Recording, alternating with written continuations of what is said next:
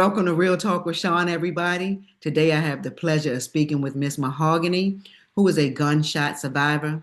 And guys, she is also known as the wheelchair mom. I want to thank you so much for joining me today, Miss Mahogany. I appreciate you for accepting my invite. You're welcome. Share a little bit about who you are as an individual. Well, man, as everybody know, I'm a mom. Um, I'm a survivor. I'm independent. I'm an independent woman, as y'all can see. I I don't like help. I do not like help. I try to do everything in this chair by myself because I don't want to get comfortable with nobody helping me, and then it make me lazy and stuff. Um, but for the most part, I'm a strong individual. Oh, that's right. I know that's right. I want to tell you that I believe you. Like watching you on, well, first of all, that was one of the reasons that made me invite you, not only because of what you went through, but to see you persevere through that and move forward. And I'm pretty sure you have your moments. I mean, we all do.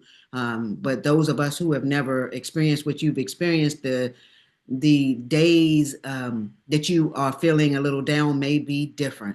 And so I watch you, and I must say that I feel that you're one strong woman, and you're also funny. Have you always been in a wheelchair, or was there a time that you could walk? Um, I I could walk before. I've been in my chair since 2022. What happened that led you to being in a wheelchair? A gunshot injury from my ex boyfriend. Wow. Yeah. Tell us how that happened or what transpired that led to him actually shooting you. Um, well, okay, where do I start? So, I okay, well, he was an alcoholic, might I add, and I found out afterwards that he was on drugs as well. I was in an abusive relationship. I was. Um, but that night I picked him up from work, and well, let me go back a little bit.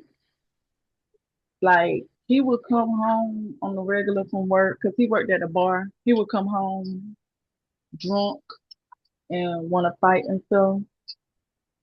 So, um, I I told him like, you know, we we can't do this relationship. Like it's starting to get old. So that morning that the situation happened, um I that's when I was at okay, I worked at Pepsi.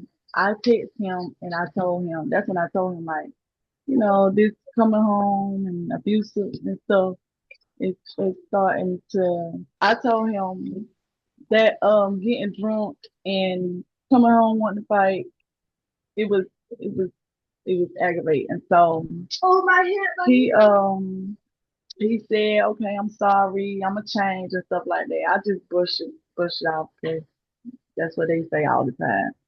But when I went and picked him up from work that night, when I picked him up, he was drunk. So I got mad. So I told him to get in the back seat. I had picked him up some food and stuff from work. And I had put his food in the front seat, and I told him to get in the back seat.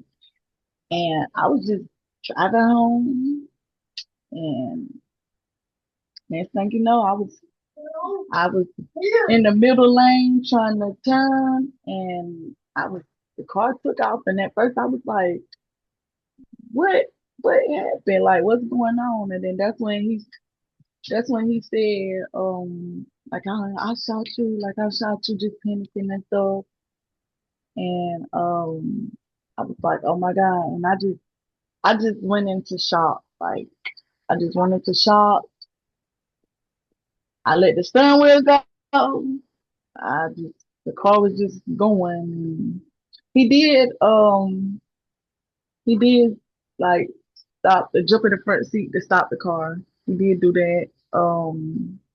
And because we ran like 3 red lights Oh, by the grace of God. We didn't kill nobody or kill ourselves or nothing. Like no accident. But when the car first got stopped, he did attempt to run off, but he came back and he pulled me out the car and put me in the middle of the road. The people behind us end up stopping too because I guess they seen like when my foot got stuck on the gas, the car we did take off going like 90 miles per hour. wow. Yeah. So they end up stopping and he telling them he don't know what's going on with me. But I'm in shock and I'm just like he shot me and he said he punching me on my shoulder like shut up, like I supposed to just sit here and not tell nobody that you just sat in this car and shot me. So then the police end up getting there a little while later and basically the same thing with the police too. He telling the police he don't know what happened and I told the police that he shot me and he hit me on my shoulder again. And then when I guess it hit him like that he was about to go to jail and stuff. He started want to break down and cry and trying to jump in the ambulance and stuff. They did slam him out the ambulance and to get him to the police car. But the last thing I remember is laying back, with tears rolling down my eyes, because I just knew like, oh Lord, I can't walk. I just know I'm about to be in a wheelchair. So I just laid back and I was just like, Lord, I'll be in that wheelchair. Just don't take me from my kids. Like that's the last thing I remember saying. When I woke up, I was on the surgery table getting my clothes and stuff cut off, and they put the little stuff on my nose. And I woke up after that. I was out of surgery. I had 2 surgeries. When the bullet the bullet bounced around in me, it hit my spinal cord. It grazed my heart. It grazed my lungs. It hit my liver and my gallbladder. Wow. It did all of that damage, like moving around. And this was Yes, one bullet. yes, they say them. I think a 22 bullet bounce around in you like that. They say 22 bullet is very dangerous because it bounce around. Wow. In it, in it exit out. It exit out my body too. And it came, It, where did it come out from? um, like right, like From the uh, side. from the side. So he shot you in the side and then it came out the other side? He shot me in the middle of my back and it came out the side. Oh, how in the hell did he shoot you in the back? Was he in the When front seat? no, he was in the back seat. Remember, I told you he Oh, was you did say, oh back God. front. So Mm-hmm. this man literally pulled the gun out, and there was no argument in that moment. He Nope. literally pulled the gun out and just shot you, Yes. and then said it was I- an accident.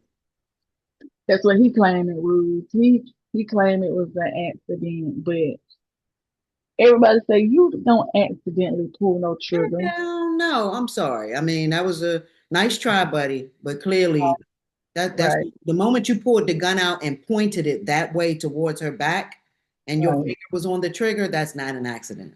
I mean, right. I'm sorry, not sorry. All right, backing up a little bit. So, and I know this is in hindsight, and I'm going to ask this a question for all of the young ladies that I know you could be a help for that may be experiencing, or guys, because guys get abused too. They're in tumultuous relationships as well. Why didn't you leave when you know that love don't hurt? Like, it's one thing to have an argument, but the abuse, whether it be mentally or physically, why do you feel like looking back, you did not leave? I looking back, I ask myself that every day. But honestly, I just was so caught up on because when we have good days, the good days be good. But it's like when the alcohol come in, and that's when it just go all bad. And it done been times I done left, and then I let him talk me back into coming back and saying he wasn't gonna do it again and stuff. But I honestly can say, if I wouldn't have got shot, I probably would have left because I was to my breaking point and I was fed up. Like I was fed up. When I texted him that morning while I was at my job, I was honestly fed up. Like I'm like, no, this can't be it. You were at your breaking point in that moment, and of course, this happened. So, you know, when you woke up in the hospital, now you've been shot, and you were alert the entire time. Come out, and when I woke up in the hospital, Yeah, when you got shot. So when you got shot, you were alert. Your foot was on the pedal. hmm You kind of, like you said, may have spazzed out or whatever. Did you know you were shot first and foremost? Did you feel it? I didn't feel it. I didn't feel it. I did not feel it. I didn't know what was wrong with me. I was like, what the hell wrong with this car? This car taking off. And then that's when he was like, I shot you, I shot you, I shot you. I was like, what? And then that's when I You just, still don't feel anything at this point. huh? You still don't feel anything, even after mentally him telling you that. You still don't feel the pain. Mhm. What the hell? So now your foot is on the wheel, and you're going that 90 miles an hour, and you're still cognizant the whole time. The police has him, you're in the ambulance, you're still woke.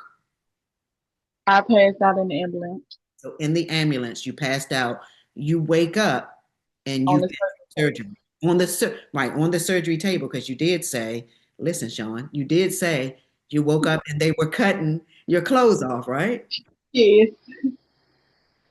So now you go through surgery. When you get out of surgery, did you know that you could not walk anymore? I was in denial. I was like, okay, so when I got out of surgery, at first, when I was in the hospital, I was in ICU. And when I was in ICU, my mind, I was going through trauma really bad. Like I couldn't sleep. I was having like dreams that I was dying. A lot of things I don't remember, but like me talking to my mom, she tell me some of the things, and she told me that one of the main things that I would ask them was like every time they'll come in the room to tell me like about my health and stuff, I'll be like, well, what about my legs? Like, what about me walking and stuff like that? And she was like, they didn't know how to answer that question. So they kind of brushed that off or looked at her and stuff. But it took me, and okay, I was in ICU. I was on the ICU floor. Then I went to the trauma floor. Then I went to a regular room. I kind of didn't start getting back into my regular mindset until I got kind of into the regular room. When And it was, and when you all, get to your oh, regular mindset, what does that mean? Explain to people what you mean when you say that. I mean, like, um, really a step than what has been like. Okay, I'm in a wheelchair. I'm not walking. The bad nightmares and stuff went away. I Good. guess I was kind of getting used to everything. Okay. And the medicine, then I was on a lot of medicine. I was on like 13 different medicines, and my body was kind of trying to take all that in. I guess I hadn't got comfortable with everything. 13 different meds, or what type? Like, I know antibiotic, probably pain pills, but what else? I was on like medicine for muscle spasms. Like I still do take medicine for like muscle spasms and nerve pain. And then they had me on like blood pressure medicine because my blood pressure was real high. And they had me on stool softeners. Then I had to end up getting on something to help me use the bathroom because I was so depressed. I wouldn't eat. I wouldn't eat. I lost 30 pounds so fast. Like, and I was starting to gain my weight back. I was so proud of my little shape. And I got shot and I just went, "Whoop." Yeah. I mean, that's understandable. I mean, I would, So when you what the depression, of course, was it solely the fact that you couldn't walk? Yeah. Yeah. It's like I'm in this wheelchair, like life is over. I honestly thought life was over until I started seeing other people. I joined this wheelchair group on Facebook, and I started seeing like other people in wheelchairs drive and be mamas and take trips and stuff. So I was like, okay, I gotta kind of get back in the groove. And then I took my first trip. I got shot March 3rd, 2022. I took my first trip to Puerto Rico January of 2023. So I was kind of trying to slowly get back out there. That's Uh, actually pretty quick because I mean, I couldn't imagine, going through what you've gone through, but I mean, you don't know how you would react or what you would do unless you're actually faced with something. But I feel like I would just sink because I mean, to live your entire life, being able to walk and then this being your new, like that, I don't know how. I can only imagine like how I would react to that. And that's why I said I think that you're strong. Like that was quick. I mean, you kind of processed it, you went through your moments and now it's like, okay, I'm still here. So I do have to live and I have to find a way to live in this new normal. So I think that that's real strong in you. Do you still go through like moments where you get depressed that you're in a wheelchair? yes, a lot. So it happens a lot. Are you in therapy? I'm sorry, I didn't mean to interrupt you. Oh, I just talked about that in my morning routine I do this morning. I was saying like some mornings I'll be waking up and I'll be on the wrong side of the bed, but I'll be like, no, you got this. If I'm not myself, how can I be a mama to my kids? So that's something I have to tell myself to pick up. I know that's And I'm not in therapy at the moment, not at the moment, because I moved back with my mama, and my mama stay in a little smaller city called Venezuela, and they don't have no therapy place down here. I'm waiting until I move back to Colombia before I get back in therapy. that's cool. So that is something that you're thinking about doing. So what do you feel that therapy would help you with? I'm gonna try to stand up more because I don't do it at home.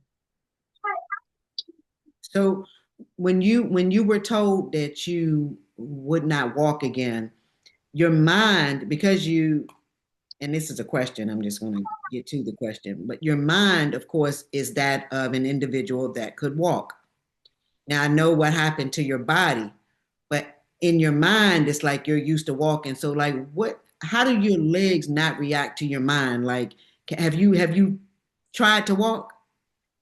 Your legs. I I can't. It's like noodles, like just like you just don't fall straight back down. But that's why I've been trying to like get these leg braces, like they connect to the leg and the hip to help you, you know, be able to build your muscle in your legs and walk and stuff. So they kind of expensive. I said, "Who?" Yeah. I was kind of. I was like, "Gosh, I got to put my pride to the side." And I just put my pride to the side. And I just started a little GoFundMe. I was like, "Yeah, I got to get him. I got to get him." Because I'm Everybody can determined. do it. I mean, shoot, and that's a worthy cause. I get what you're saying, and I get what you're saying with your pride. I mean, because I heard you in the beginning saying you don't like to ask for help. You like to do everything, on your own. But sometimes there are, situations where we have to, like you said, put your pride to the side and ask for help. And I think that what you're talking about asking for help for is a worthy cause. So when those the leg things that you're talking about, does it like attach to your nerve? Like, is there some type of electrical current or something that goes to your spine, your nerve, so that your legs would react to that? Or like, so how would those work?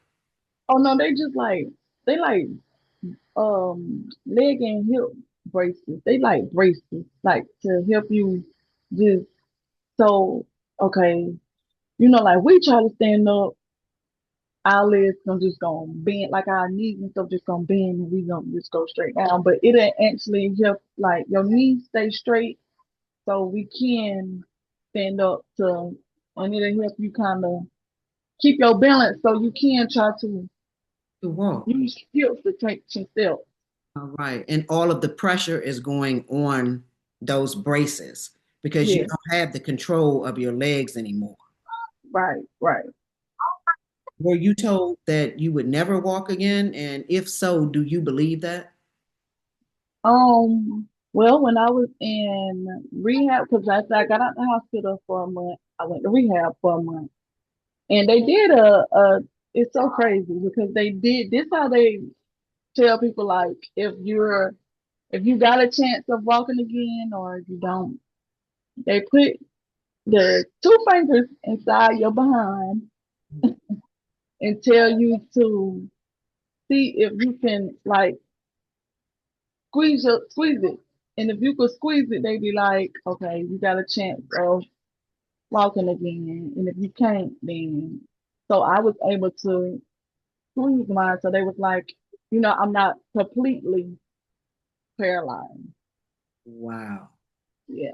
That's what's up. So there's still hope. And I mean, honestly, I mean, even for those that can't squeeze and with that test, I just feel like if you give up hope, then I mean, you kind of, in a sense, I mean, I don't know. I feel like because I was, because of the athlete in me, I feel like I don't know if I would ever give up hope, even if they told me I could. And it's like, nope, I hear you right now, but I'm going to keep trying.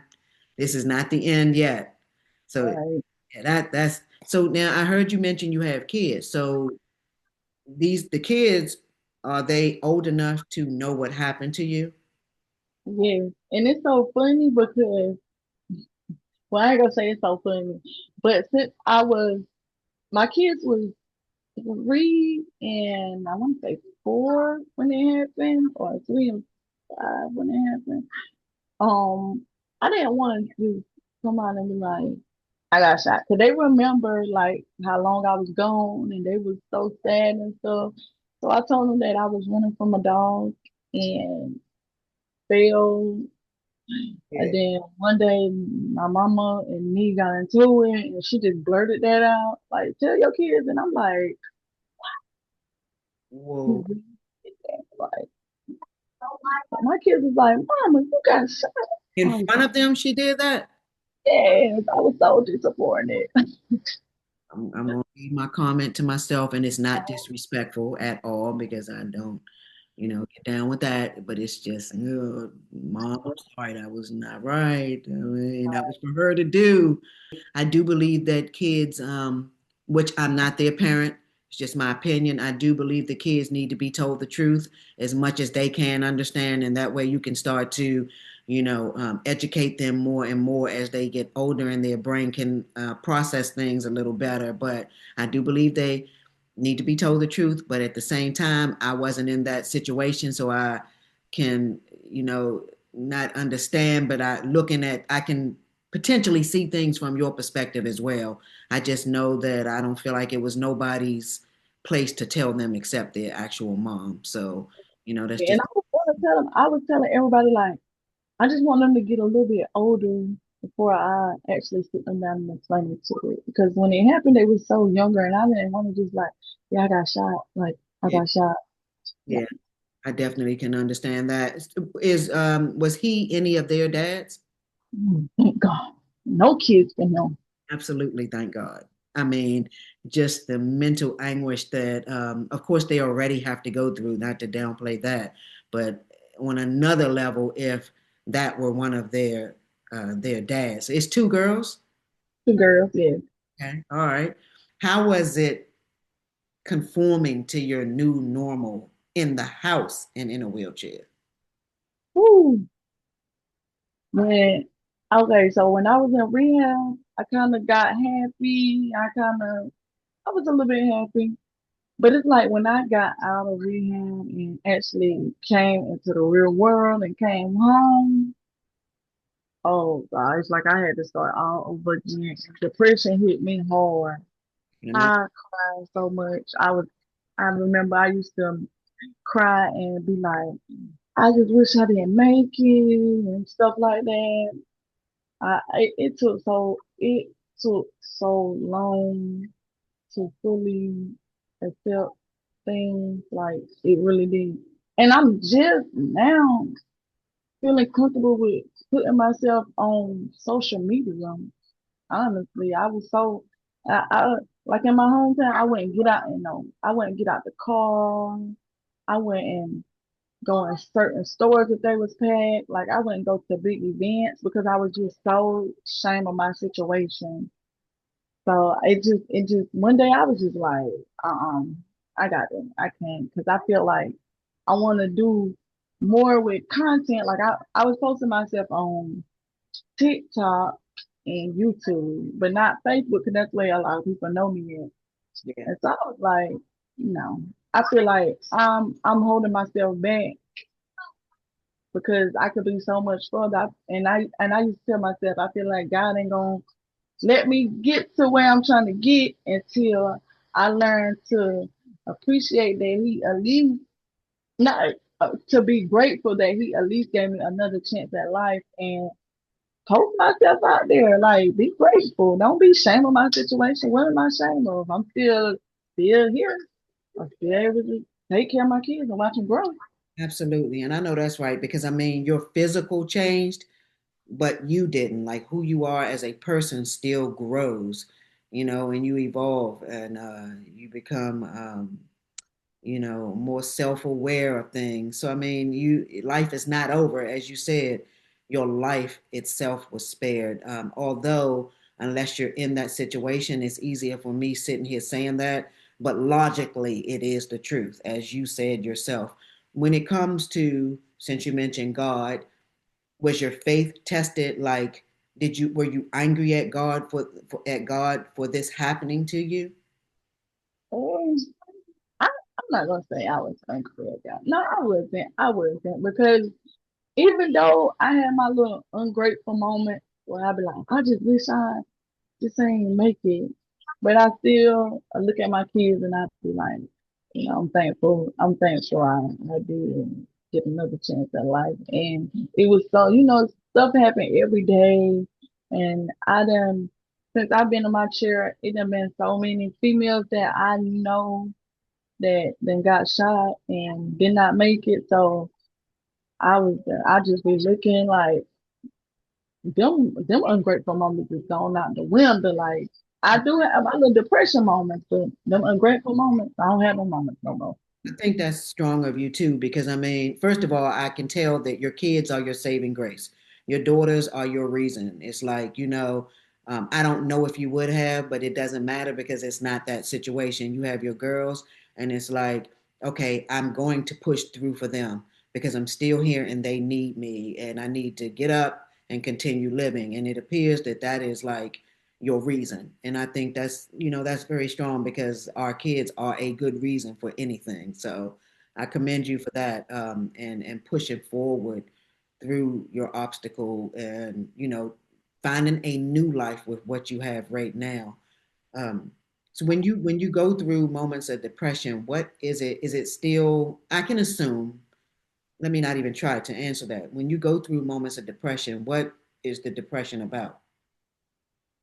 Not being able to do a lot that I used to be able to do. Like since I've been in my chair, I have not drove a car yet, and I see a lot of girls in wheelchairs driving cars, but I be so scared because I have muscle spasms really bad, and I don't want to be driving, and then I have a muscle spasm, and I don't know how to react to it. But I do be telling myself like I'm a drive a car one day. I'm gonna get back behind that wheel in the wheelchair because it's not nothing out here that a person in a wheelchair can't do. From cooking, the cleaning, the traveling, the anything, having babies, everything. Like it's I know that's but another thing that bothers me is because I feel like certain people I had to actually fall back from because I started getting treated differently. Mm. I guess because I couldn't like friends and stuff, because I couldn't do a lot of things that I used to do. I started getting treated different. I wouldn't get invited to a lot of things. Like instead, like they would want to come sit with me. Like, no, I want to get out the house. No, that's right. I'm still alive. Like I still can party. I still, it's just from a chair. And that's what I was saying. Nothing about you changed except your physical, your legs. Your legs aren't working right now. So, I mean, but I'm still the same person at heart and in my mind. So that's pretty messed up. But you already know whoever those people are were never your friend because Right.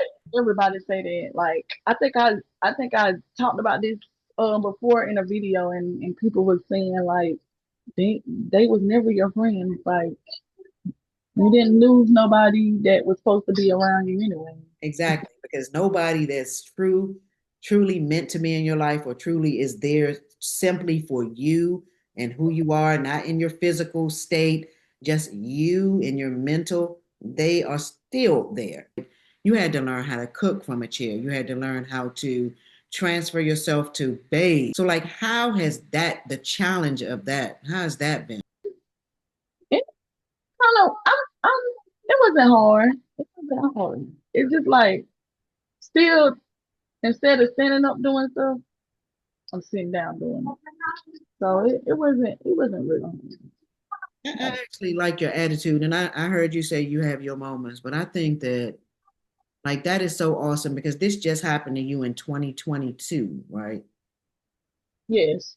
I mean, like you're already on a good path. And like I said, not a lot of people, I mean, I don't get on TikTok and start crying if I'm having a moment. So I know a lot of those moments are, not shared. And then there's some that do share their good and bad moments. So I know you have them as the world does. But for the most part, like watching you online and talking to you right here and feeling your energy, I could tell you're gonna be all right. Like you Yes. are already all right. But I mean, like moving forward, like you're gonna be all right. You're in a good headspace. What about dating? Are you dating anyone? And how do you feel about dating now with your new normal? I am. Oh shit. That's what's up. Was it okay? So this like my second relationship Oh, since I've been in my chip. But the first one was with like somebody that I dealt with like in the past, mhm. and then they already knew what happened to me, and then they like came on to me first. But like with this person right here, it took me so long to tell him that I was in the chair. Like we laugh about it now, but it took me so long to tell them. Like I did not know how to tell them. But we had then started like liking each other, and I was like, oh my god! And it's so crazy because we was coming around each other. Like I was going to go see him, but I would never get out the car. Like I would not get out the car. He was like, get out the car. I would not get out the car. Let me ask why. So, but yeah, why was it a sense of feeling ashamed or you didn't feel like he would accept you? Yeah, it was kind of like I was like, dang, he might not accept me. Mhm. But he was just like, you should have told me that. Like you should have just told me Good job, that. dude. Your parents raised you right in that from that aspect because I mean, again, that doesn't make you less of a person. So I feel like when you really like somebody, you like them as a whole. In a wheelchair, out of a wheelchair, sickness and in health, all of that. I mean, that's not marriage, but I'm saying when you like somebody, you like them for who they are. And I mean, Right, so I think that I actually commend him for that. That's a real dude right there. I like that. And it doesn't mean it's going to work. I hope it does, but it doesn't mean that. It just says a lot about his character as an individual. And I'm glad that you met a good person. And I hope that I don't want to say if it doesn't work because it is going to work with you and him. But moving forward in your future, I hope that you never like, in a sense, feel ashamed because that's why you wouldn't get out the car you know, right, letting him know that like this is who you are, and if somebody's gonna love me, they're gonna love me this way, or I don't even right, want them around. So, right. that's good. What would you tell a young lady or a guy who is in a relationship like the one you were in before you got shot, or when you got shot, rather? Like, what would you tell somebody that's experiencing that mental or physical abuse?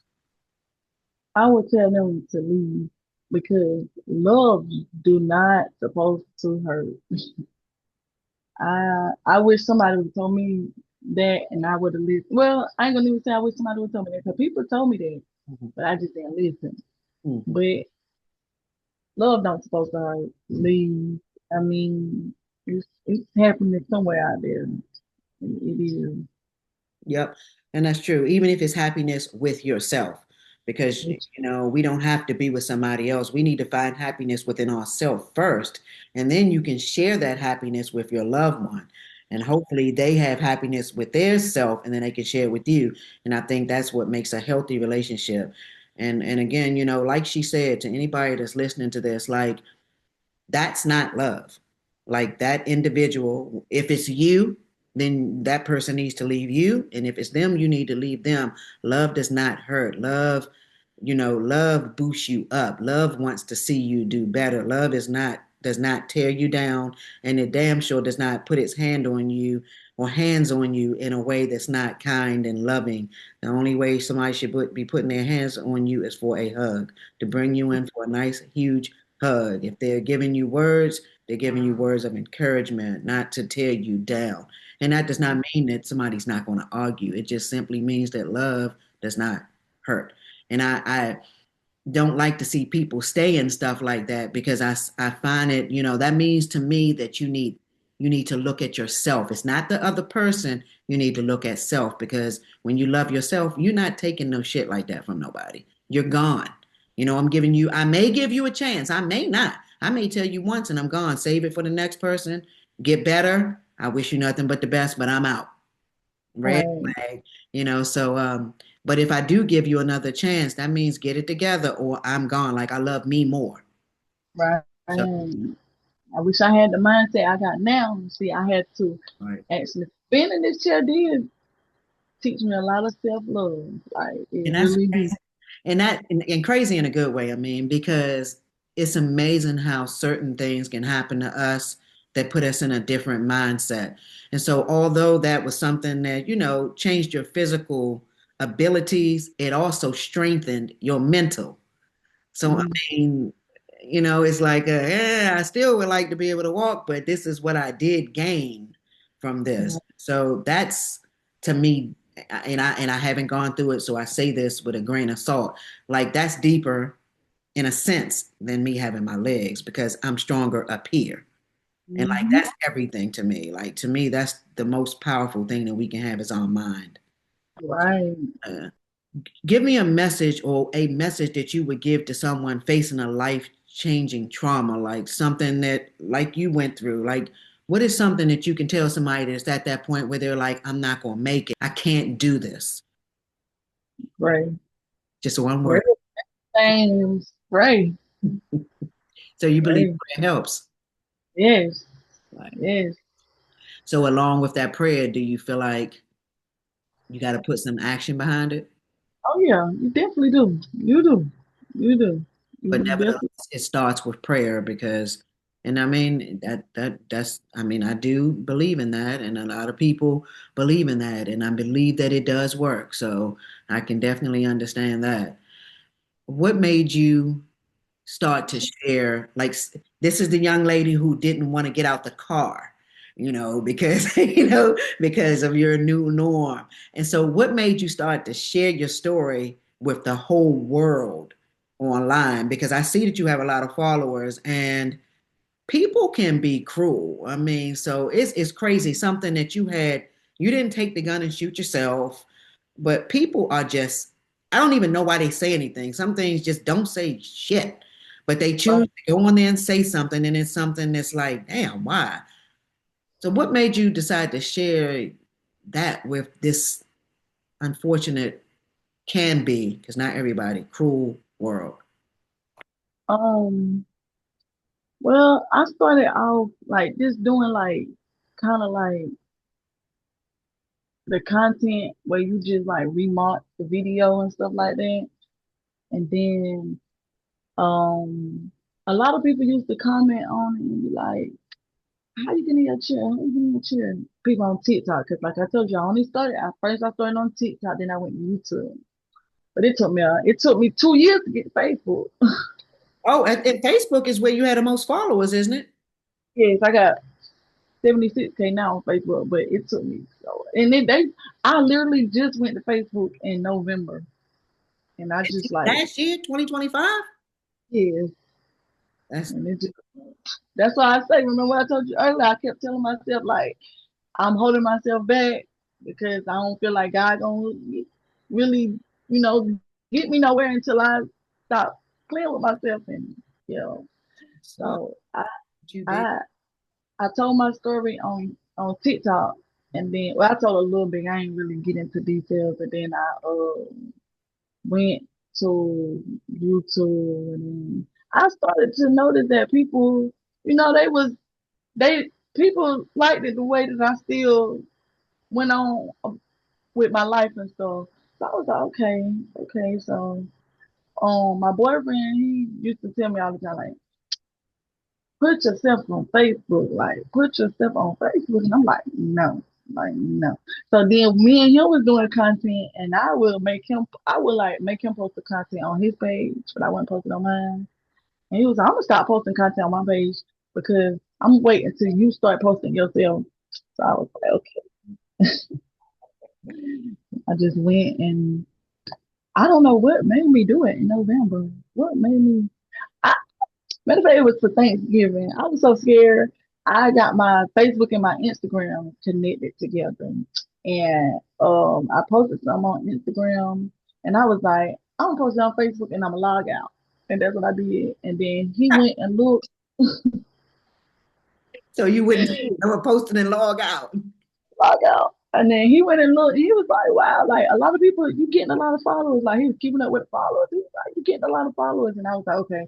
So I was cool with it because I was like, "Okay, nobody from my hometown following me yet." But then people from my hometown started following me, and I was like, "Oh Lord!" But then everybody, well, to me, they ain't have no negative stuff to say. The people from my hometown, they said, like, "Wow, we didn't know you, cheer and stuff like that." But you got to have thick skin for this type of stuff. You do. And I ain't gonna lie. I Yeah. be cussing them people out in the comments sometimes. Man, I'm trying to tell you, some things it's like, why? Like that's all I don't even like why? Like just scroll. Like just scroll. But they for some reason people feel a necessity to tear somebody down. And for the life of me, I just don't understand it. But maybe because I'm not cut from that cloth, But and I feel anybody that watches this, if you are one of those people, I promise you, the problem is really with yourself. Hmm. Period. Point blank. I have no understanding, nor do I want to have an understanding of that. But you need to go find some love for yourself, for real. I promise. But go ahead. And and it's so sad. And I tell like I put this in my comments a lot when I'm cussing people out. The people who have the most negative things to say towards me be black men. And I be like, oh my God, like, why are breaking me down. Like I'm y'all time. And it be like the white man will be in the comments like with positive stuff. And then it do be some white men with negative stuff, but it mainly be black men. I be like, wow, like I just be like, wow. But I be cussing them out too. And I cuss it. you need to give them some. I mean, keep cussing them out, do you? But you try to give them some food for thought. Like you need to make them feel this small because that's really how small you are. And I'm sorry, like it be your own people. And the saying goes. And I find that so disturbing on so many levels for a black man to tear a black woman down. That and I don't even know what their basis is for doing that or like I don't get it. And, if somebody was mentally weak and went and hurt themselves or took themselves away because your words actually penetrated, I wonder if you'd feel good about yourself. Or I wonder if your mother feels real good about the man she raised or lack Right. thereof, a man. So I don't have no tolerance for stuff like that. I don't understand it. And it goes for women as well. But the man is supposed to be the head. You're supposed to take care of the women. So I just don't have no, once again, one of those things that I don't have no understanding of. It couldn't be my son. That's all I'm gonna say.